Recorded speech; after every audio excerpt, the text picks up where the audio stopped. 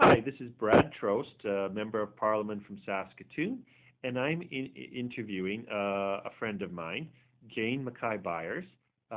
She had written to us after a posting we had done on ISIS terrorism, terrorists coming back, and she had a really fascinating story, one that warmed my heart, touched my heart. So we're just going to do a bit of an interview here, and I encourage everyone who's listening to just listen to what she has to say, and you'll understand why her voice is so valuable to her fellow Canadians.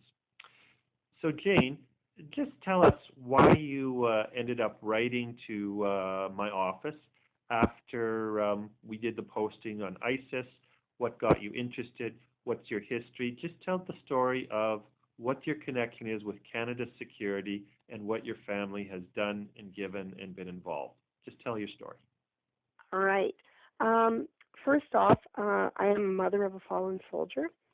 In 2006, actually August 2nd, 2006, my son left Canada for Afghanistan thinking he could make a difference, that the terrorism would stay over there and not here in Canada. At the time when he left, his fiancée was pregnant. He was killed on September 18th, 2006, 5 weeks after leaving Canada, and his daughter was born in March of 2007. I don't feel secure in my own country anymore because the powers that be, the government that we have in power right now, has decided that instead of punishing these travel terrorists, as they call them, they're just everywhere. You know, they're everywhere. We don't know who they are. Is it your next door neighbor, or is it the guy down the street? That is something to really consider, like the atrocities that these people have done. You just can't fathom. We have no idea, sitting in our living rooms, watching TV, what our men and women in uniform have protected us from. And it's so important that we take this stand against these terrorists, because we send our Canadians over to these foreign countries to die on foreign soil, and then we don't back them when they get home. Who's to say that the bomb that blew up my son hadn't been made in the Bombing 101 class that certain terrorists have made and have been allowed back into Canada? It's just mind-boggling. My granddaughter this year, and in the past, but especially this year, as she's getting up there, has decided that she couldn't go to Santa Claus Parade because there'd be too many people there, and there might be a terrorist with a bomb. This is Canada. We shouldn't have to live like that. Our kids shouldn't have to live in fear. And we don't discuss what happened. Like, she knows how her father died. She knows that part, but she doesn't watch the news. We don't discuss things in front of her. So where is she getting this from? So what would you suggest, first of all, and I'll follow up with some other questions, what should we do to make people feel more secure? People like your daughter, other ordinary Canadians, what would make you feel more secure when you could say, hey, I know the government's taking this seriously, and, you know, what would actually make you and your family feel more secure? Well, number one, I think that terrorism is still on the books and the laws of Canada. And I do believe that these people should be charged with terrorism and they should be dealt with. And the other thing, the Toronto 18, when they were convicted, they had, under Mr. Harper, they had their citizenship stripped. And Mr. Trudeau was giving it back to them. Like, that is so wrong. People don't realize that they thought it would be funny to behead the Prime Minister. Well, hey, welcome to it now. But they also thought it would be funny to blow up a repatriation ceremony in Trenton when a fallen soldier comes back after being killed fighting terrorism in another country. And I think that they need to be jailed, like they say, well, we don't have evidence. But if they have evidence to know that they were over fighting ISIS, isn't that enough? They've left the country of Canada to go and fight against us in another country. Like, that is in the laws of treason. And anybody aiding and abetting should also be charged with treason. How can we best honor the sacrifice that your son, and in the broader sense, you and your family have made? Suggestions, both in security and as far as looking after our troops when they come back and their family members. Any suggestions on what we, as your fellow Canadians, should do to be supportive and to honor in a proper way? Well, as for the fallen, Canada has been remarkably, it was overwhelming, the response and the kindness that we were shown. Now, with a different government, I don't know how that would be. The thing is that we still have troops that are fighting with invisible injuries. And I think that the new Veterans Charter needs to be scrapped and started over.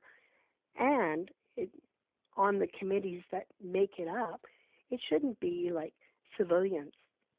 It should be people from the military, people from the family of the fallen, who have lived the walk, walked the walk and lived through this. We know firsthand the good and the bad of the new Veterans Charter. And, excuse me, I don't think that when you serve your country and you come back injured, you should have to fight for a pension. It should be there handed to you. There's so many guys, unfortunately, that they just couldn't deal with things and have committed suicide because of it. Yeah. And that is so sad. My son lost 2 friends just August and September, and it's just overwhelming and so sad. Like, we need to do more for these guys. Now, there's going to be two groups of people who listen to this. And first of all, I want you to say, what do you want to say to the other politicians, MPs like myself, perhaps a cabinet minister, et cetera, who's listening, first of all? And then second, what do you want to say to your other fellow Canadians, a lot of whom are supportive? They just don't quite have the personal sacrifice or the personal connection. So first of all, what do you want to say to the politicians who will end up listening to this? And then what's the message you want to give to the rest of your fellow Canadians? Well, I think what is really important is Canada is built on the backs of immigrants. And I think that it's very important that we maintain our freedom and our laws and maintain them. And we need to support our fellow Canadians in every which way. And we have to stop pandering to foreign groups that come to Canada and remember that taxpayers are footing the bills here. For the people that think that all is well and dandy allowing these ISIS fighters back into Canada, how about you invite them to live with you for a week and see how you feel afterwards? Like, do you feel secure enough to have them in your house? Well, then let them loose in Canada. But otherwise, we need to take up a step, or our country is going to be in turmoil.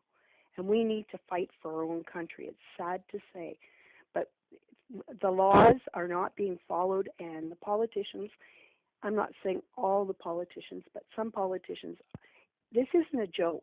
This is reality. This is, take a good look at what's happening. You're pandering to one group and putting another group against another group. Like, you're causing the problems. You're not fixing them. And what would you like to say to your fellow Canadians who are just listening and their hearts are going out to you and they want to support you and be good, solid citizens? Take a stand, because we're going to lose our country. If you love your country, then take a stand. We have to start standing together and fighting to get these ISIS terrorists out of our country, in jail, and stop them from even going over there. Find out like who and why they're going there. Who is training them to go there? Who is leading them to go there? And let's try and put an end to some of this. I know with the internet and social media, it'll never happen 100%. But if we see things, we should be on top of it. We should not be letting this stuff fall by the way. We should be taking a stand. Well, I want to thank you for doing this interview, podcast, whatever you want to call it, with me. It can't be easy. I know I'm the dad of one, soon to be two little girls, and my brother was an infantry officer. So when you tell me your story, I keep thinking about what if my brother had been in the same situation as your son. So Yeah. God bless you, and particularly for your granddaughter there. I'm sure all of your fellow Canadians' prayers go to her. I hope she has an absolutely good life, and anything she needs, her fellow Canadians should be there for her. So, Thank you. okay. Thank you very much. Thank you. Okay. We'll say goodbye now. Okay. Bye. Bye.